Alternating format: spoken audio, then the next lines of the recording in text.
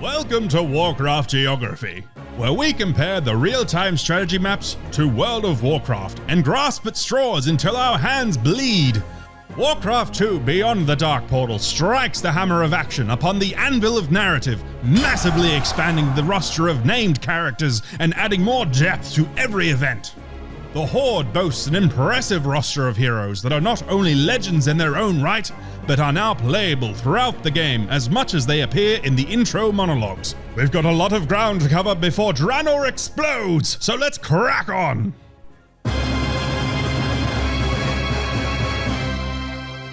Though the Elder Shaman Ner'zhul holds the rank of War Chief of Draenor, your position as Slayer to the Shadowmoon clan places the duty of leading their armies into battle upon your head. Ner'zhul has discovered how the Rift was first formed and now covets the idea of not only reopening the gateway into Azeroth, but of creating new portals and seeking out even more worlds to control. You must subjugate an order of Death Knights who have secured the knowledge needed to rebuild the Dark Portal. The renegade ogre mage Mogward of the Laughing Skull clan has taken control of these dark soldiers and is seeking to create a powerful spell with the aid of that necromantic magic. His life is also forfeit. Although we have no dragons to command, we have learned that Grom Hellscream, leader of the Warsong clan, has been captured by the Laughing Skull and is being held prisoner. Free him, and he will surely aid you in your battles. After getting egregiously smashed on Azeroth, with many Orcish figureheads being killed or captured, Ner'zhul steps up to the plate as War Chief of the Horde. Being on Draenor for the duration of both the First and Second Wars of Azeroth, he witnessed firsthand his planet and brethren succumb to the effects of demonic servitude. Feeling it his responsibility, he attempted to course correct and elevate the Horde from their dark path into a position of supreme dominance. Mogor the Ogre, who you are tasked with sending to Ogre Heaven, manages to evade death in this mission and would abandon the Laughing Skull clan. In the lead up to the Burning Crusade expansion, he would work his way up through middle management and become the CEO of the Warmaw clan, and now serves as the final boss fight in the Ring of Blood questline. The Laughing Skull clan primarily made their home in the southern part of Gorgrond, later known as Blade's Edge Mountains. The location is clearly marked in the Warcraft II world map and shares a general location with the modern maps. The Laughing Skull Ruin in northern Nagrand is another possible spot, though quite far from where it is situated on the intro map. Being located right next to the Ring of Blood ties it all together quite exquisitely. Alright.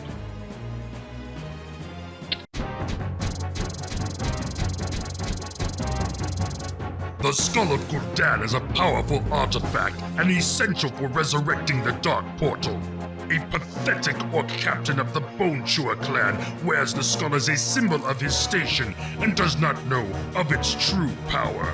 Ner'zhul has sent the ogre hero Dentog to influence warriors from the Thunderlord clan to join in the battle against the Bonechewers. You will also be assisted by the warriors of the Shattered Hand and their leader, Korgoth Bladefist. Move quickly to the Thunderlord village and raise an army to crush the Bonechewer captain and win the Skull of Gul'Dan. The infamous Skull of Gul'Dan makes its first appearance here. Well, unless you count all the times it appears as a normal skull inside of Gul'Dan's head. The brain cage, the object of such grand and intoxicating power, has packed its bag and gone globetrotting.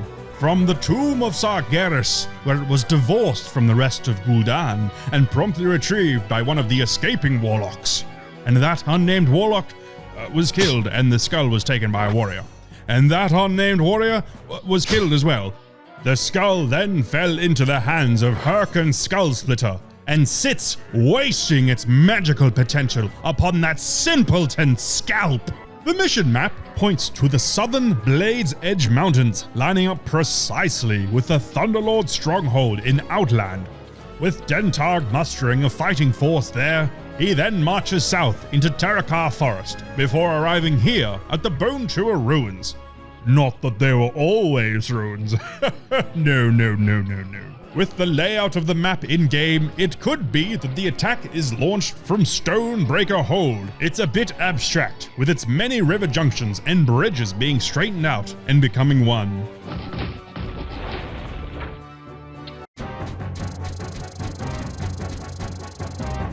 Ner'zhul has met with opposition to his plans from the leaders of both the Thunderlord and Bonechewer clans.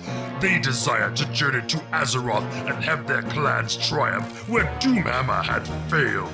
This is a vision not shared by your war chief.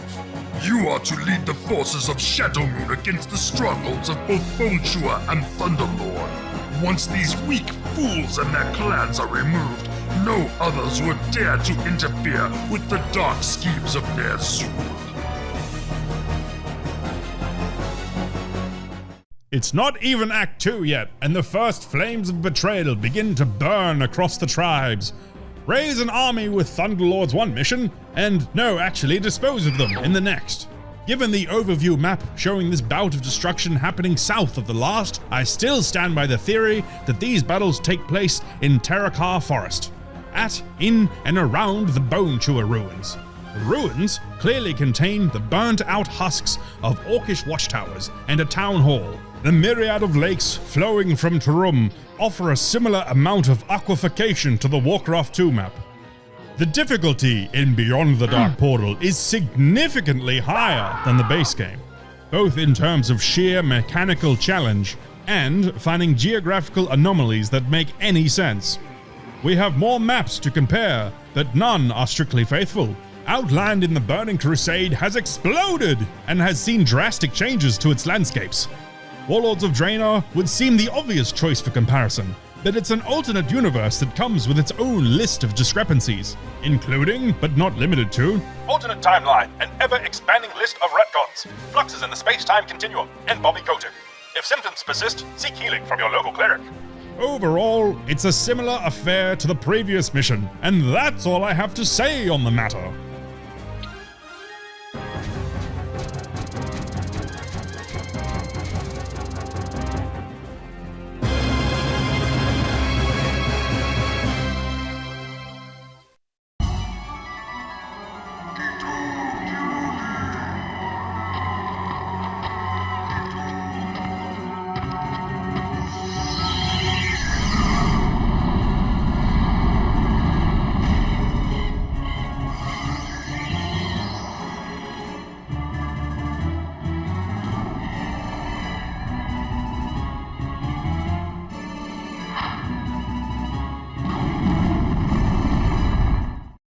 From the ranks of the Death Knights comes Terran Gorefiend.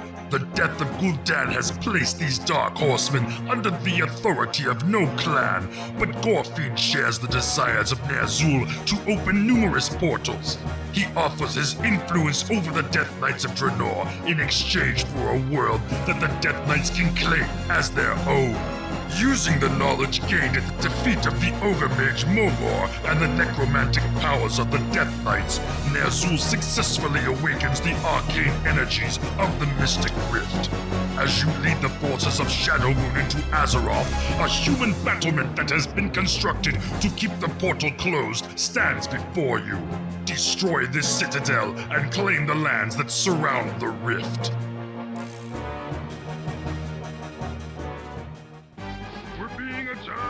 Mission 4 marks the first of many major spikes in difficulty.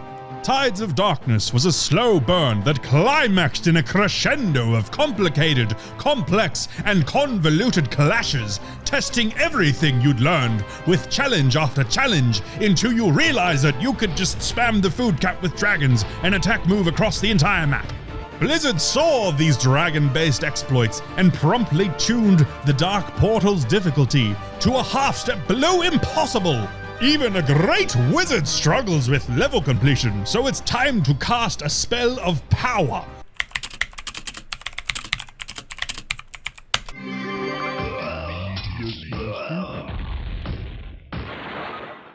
This mission takes place in Hellfire Peninsula, meaning this is the Alliance's last line of defense to the Dark Portal.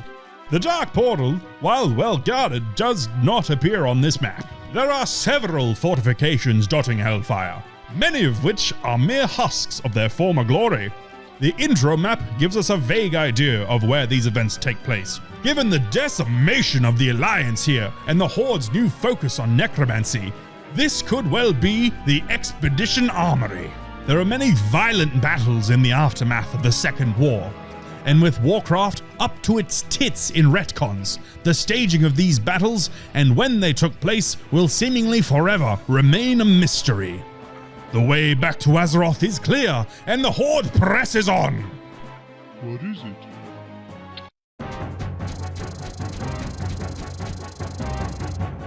When the Horde was driven back into the Black Morass, we were able to only take a small portion of our forces through the Dark Portal before it was destroyed.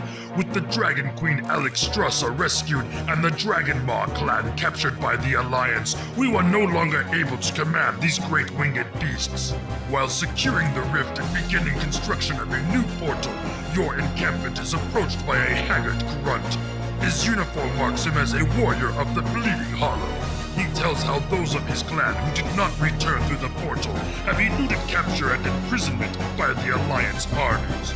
You also learn that many of the dragons that were once enslaved have continued to feed upon humans and are now roosting at Blackrock's Spire. If you can break through the human defenses and gain the trust of these creatures, perhaps you can bring Ner'zhul powerful allies. In the final days of the Second War, the Bleeding Hollow clan arrived in the aftermath at the battle at Blackrock Spire. Knowing their clan would face defeat alone, they chose to slink away into the swampy shadows of the Black Morass, patiently biding their time, awaiting the Horde's return. Now hailed as heroes for surviving in the humans' lands, the Bleeding Hollow clan reunites with the Horde and brings powerful news from the horizon. Dragons! With so many farms torched and settlements leveled, as well as the boulder-laden terrain, the destruction of this mission must begin in the Red Ridge Mountains, gouging a bloody wound directly into the humans' heartland, reducing the fortifications to unrecognizable rubble. The warband marches north to the Blackrock Mountain in search of the Dragon's Roost. Another minor point of non-geographical interest is that despite the campaign objectives asking you to capture as many dragon roosts as possible, there is only one on the entire map.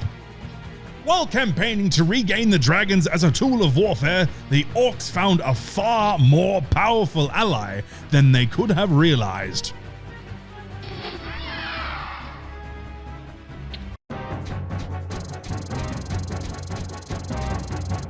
Finding the survivors of the Bleeding Hollow clan and gaining the dragon Deathwing as an ally has strengthened your position in Azeroth. Your success has not gone unnoticed by Ner'zhul. He rewards your victories by assigning you a dangerous mission. Gorefiend has sensed a focus of arcane energies within a castle that has been raised upon the foundations of Stormwind Keep. Ner'zhul believes that this can only be the fabled Book of Medivh. Only a fool would leave such power unguarded, so your assault upon this new Stormwind castle will be a bloody one.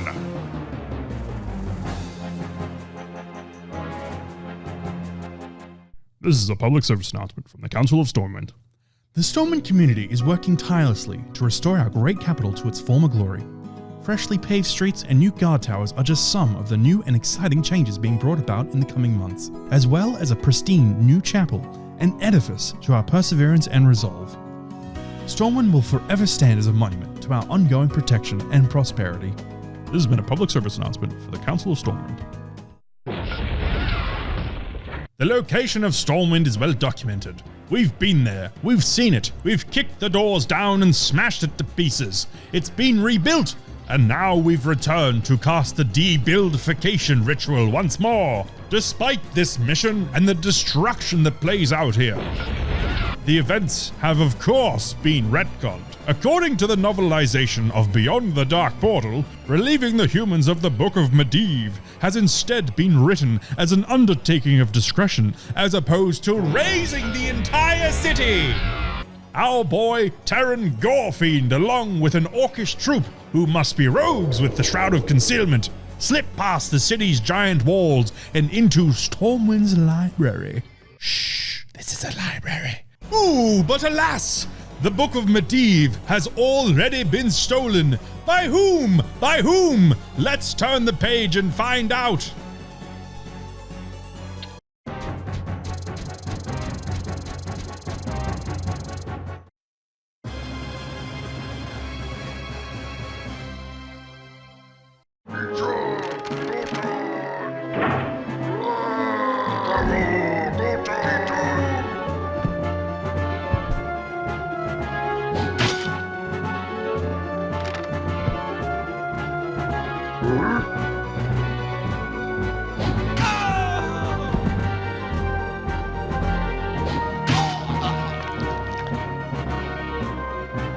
After taking the castle of New Stormwind, you search in vain for the Book of Medivh. As you sift through the rubble of the fallen human fortress, you discover the corpse of a footman with a human dagger in his side. The spies of the Bleeding Hollow clan have confirmed that this blade was crafted by the weaponsmiths of Alterac.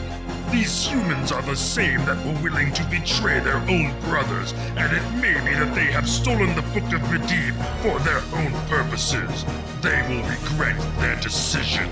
To journey to Alterac, you must first establish naval superiority over the warships of the Alliance. The base at Tiras has always been the humans' key to the might of their armada. You must establish a strong presence in the Great Sea in order to destroy Tiras and prepare your way into Alterac.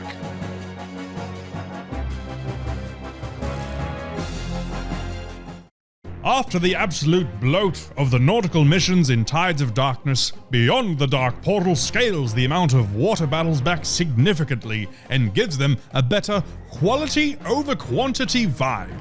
The seafaring fights are made all the more significant by the factions involved. Tiras' whole thing is boats, a nation of sailors and deckhands. A sea of enemies lie ahead for the Horde to cross cutlasses with. Given the layout of the Channel Islands and its many freckles of land, it's represented quite faithfully here.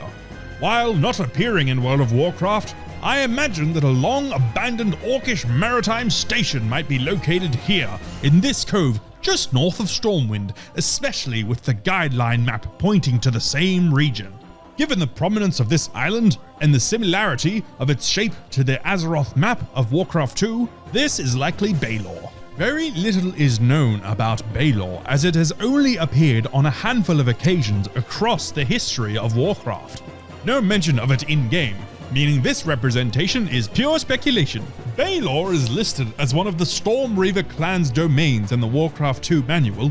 An island off the coast of Stormwind can be seen on a map of the Eastern Kingdoms in the Warcraft film, as well as in the Lost Honor cinematic. Baelor also appeared on many of the planning stage maps for World of Warcraft, and it's been mentioned by Blizzard senior writer Matt Burns here. It also appears on the map of everyone's favorite audio-visual hellscape, Warcraft Adventures.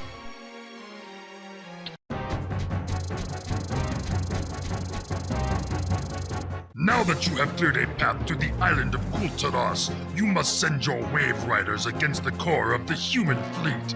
With the naval forces of the humans defeated, the Horde will have free reign of the Great Sea. We have also learned that Admiral Proudmoore is no longer a member of the Alliance and does not have the support of their armies. Remove his armada, and Tiras will fall. Continuing in the vein of severely retconned events, everything in this mission is absent from current lore. Look, I know I keep banging on about Back in my day, things used to be a little different, Sonny Jim, but having events and timelines in a constant state of flux has been an ever-present problem in the scripting of this series. It's a goddamn nightmare having to comb through 15 different sources and the latest stack of Christie Gold novels just to find out if Grom Hellscream trims his fucking nose hairs. The whole thing about Tiras and Proudmoore seceding from the Alliance is noticeably absent from this part of history, as well as the little detail of Tiras being entirely obliterated. Given the circular layout of the structure overall and the mountains that appear to rest behind it, Fort Dalaran is quite a nice visual fit. It may also be that the Horde stationed themselves at Crestfall or Tol Barad, repurposing the islands lost during the Second War.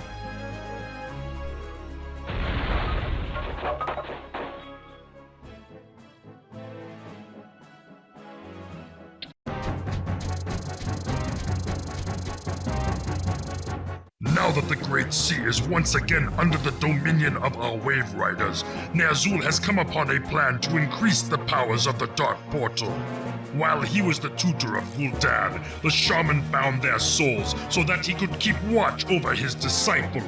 Even though Gul'Dan knew that this link would serve to inform Ner'zhul of the Warlock's studies with the spirits that dwelt in the Twisting Nether, he was too arrogant to care. Ner'zhul has ordered you to lead a small band to the tomb in order to find the jeweled scepter of Sargeras. The remains of the Storm Reaver and Twilight's Hammer encampments surround the entrance to the tomb, and the howling of their tortured souls fill the air. Although the inhabitants of this place died long ago, their bodies have been torn from earthen graves by the vile magics of the demons and made to stalk this region for all eternity.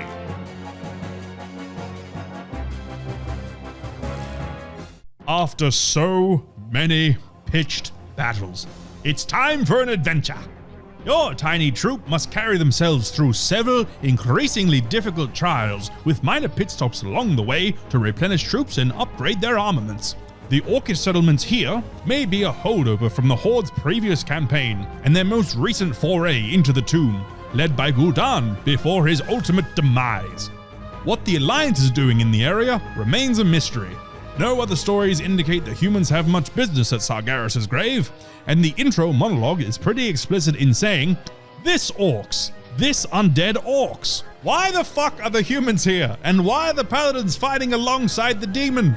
The visuals of the tomb itself is an abstraction, as Warcraft II only has a grand total of 4 terrain tile sets, and doesn't display more than 1 per map.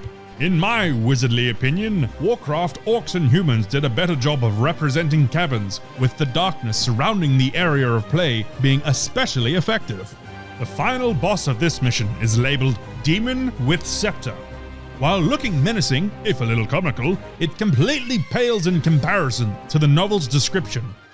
It towered over him, standing so tall it was forced to hunch within the room beyond. Its skin was scaled and covered in bumps that seemed to ripple, as if somehow its surface were fluid like water. Spikes jutted from the shoulders, the forearms, the chest, and various other places.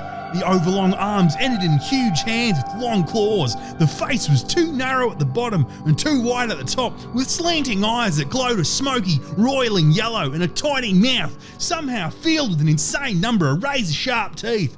A long tail whipped about behind it. Demon with Scepter is far more threatening than its regular demon counterparts, but doesn't even come close to the absolutely staggering stats of the Warcraft I demons.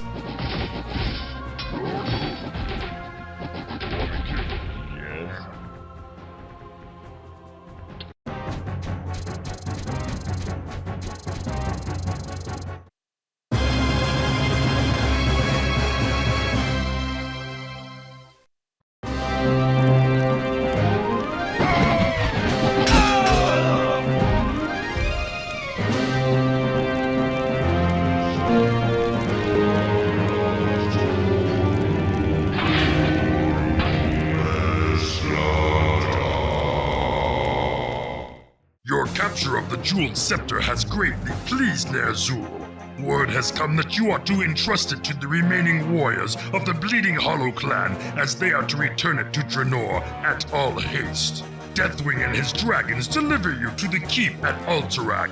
While you could easily bring these curs to their knees, they have hidden the tome you seek. They are also cunning enough to strike a bargain, knowing it is their only salvation.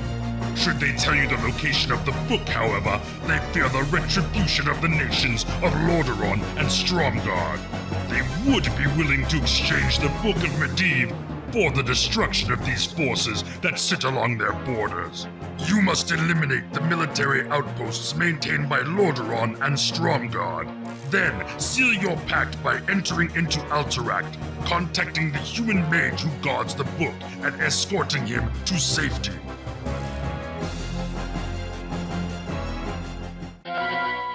Sire. The glorious return of notorious and traitorous Lord Prelude. While he isn't named as such in this mission, the novelization of these events make it clear. First name included Aiden. Not wishing to incite fear in the hearts of the other sovereign kings, Lordaeron placed Prelude under house arrest. But Prelude's schemes continued.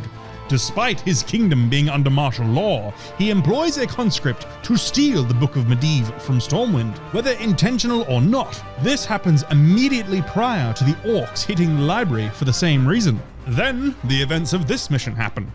Prelude trades the book for the very humble exchange of burn them all, please. Now, on to the actual geography. The Upper Eastern Kingdoms have seen some of the most significant changes to its landmass. We touched on this in the Tides of Darkness, video link in the description, and Alterac has seen its mountains and waters shift as well. While traversing these lands on foot in World of Warcraft, it's easy to gloss over these changes. Again, it's a rough representation of the world itself to play the game in. Simple. But when you really look at the map, these major kingdoms are absolutely stuffed together. If this part of the sea wasn't filled in, Alterac and Dalaran would have been stacked on top of one another like bunk beds. This lake is otherwise absent, and the World of Warcraft map is mostly devoid of landmarks relating to this mission.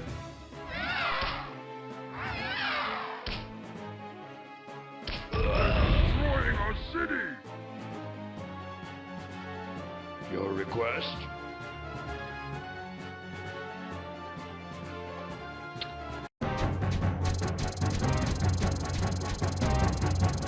With the Book of Medivh in your control and the jeweled scepter delivered to Ner'zhul, only one artifact remains to be won. The mages of Dalaran have created a device to focus their magics in an effort to reconstruct the VIII Citadel. Ner'zhul desires this Eye of Dalaran to focus the dark powers of the underworld for the creation of his portals. Terran Gorefiend has traveled to the stronghold of the human mages at Cross Island, where they now rebuild their towers amid heavy fortifications. You must break through their shoreline defenses, establish a base, and capture the Eye of Dalaran.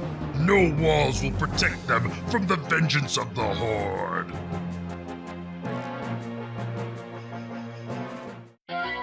Content with bullying the magical shit out of every mage in sight, the Horde drifts their warships through the fortified coast to pluck the Eye of Dalaran right from the city's metaphorical skull.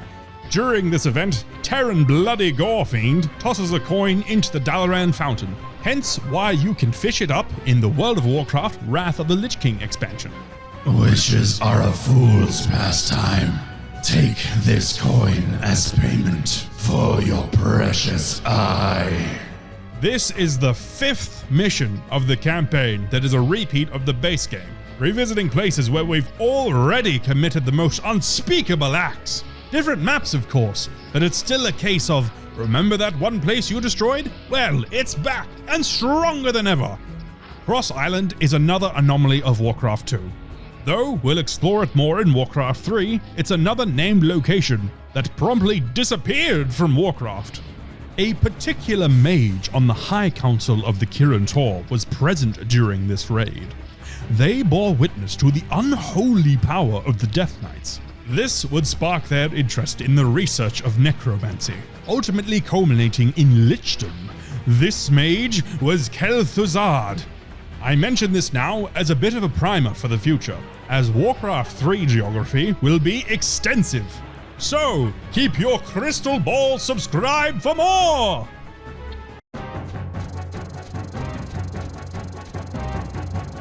As the burning remains of your victims fill the air with acrid smoke, the sky fills with a figure as black as night.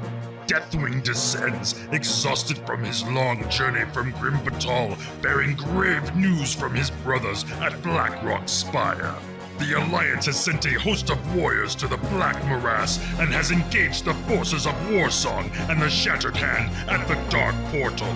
You must rally the forces of Shadowmoon to break through this siege and return the artifacts you have secured to Draenor. Only then can Ner'zhul's plan of opening portals to new worlds be realized. Succeed and you will command vast armies as they ravage untold worlds. Fail and be slaughtered.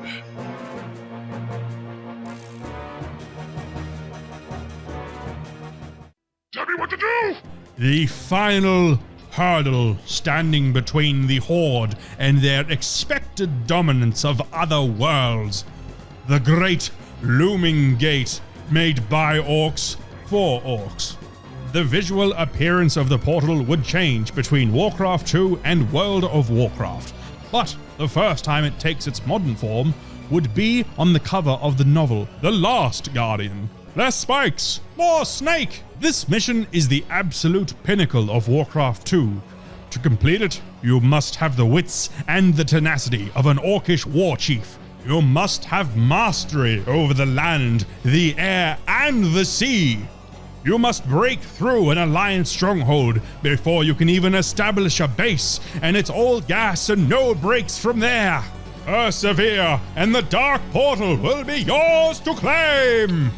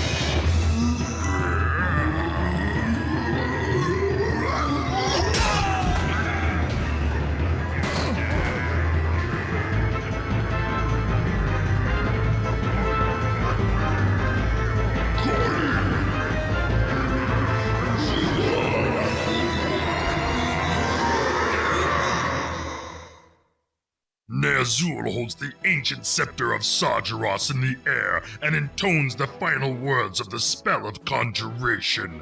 The air about you begins to swirl and presses down upon the assembled masses of the Horde. Above you, the crimson skies break open and reveal the chaotic pathways of the twisting nether. As Ner'zhul deploys his remaining forces towards the new portals, you glimpse the Shattered Hand and Warsong clans awaiting orders on the other side of the Dark Portal. Master, you ask, should we not recall all of our forces from Azeroth? No, the ancient shaman replies coldly. They have served their purpose. From this point on, all that we gain will be ours alone. Ner'zhul gives a wicked grin as you unquestioningly follow him into the swirling madness of the twisting nether. A delightfully villainous finale, grim and unapologetic to the bitter end. In a vacuum, outside of all the preceding lore, I thoroughly enjoy the orcs through Warcraft II. Indulgently murderous and absolutely free to revel in the gore. And the description of the magic and the unexplored venture ahead is dark and powerful. Funnily enough, the sky breaking open reminds me of a more recent cinematic, but I digress. Despite being the victorious end of the campaign for the Orcs, this finale marks a disastrous moment in the Horde's history. Ner'zhul's portal lands him in the domain of the very demons he sought to evade, and the Orcs abandoned on Azeroth would be placed into internment camps. Thanks for watching. The next episode will cover the human perspective, where we'll meet Illyria, Turelion, and a host of other Alliance bigwigs. Your viewership is appreciated. Be kind and farewell.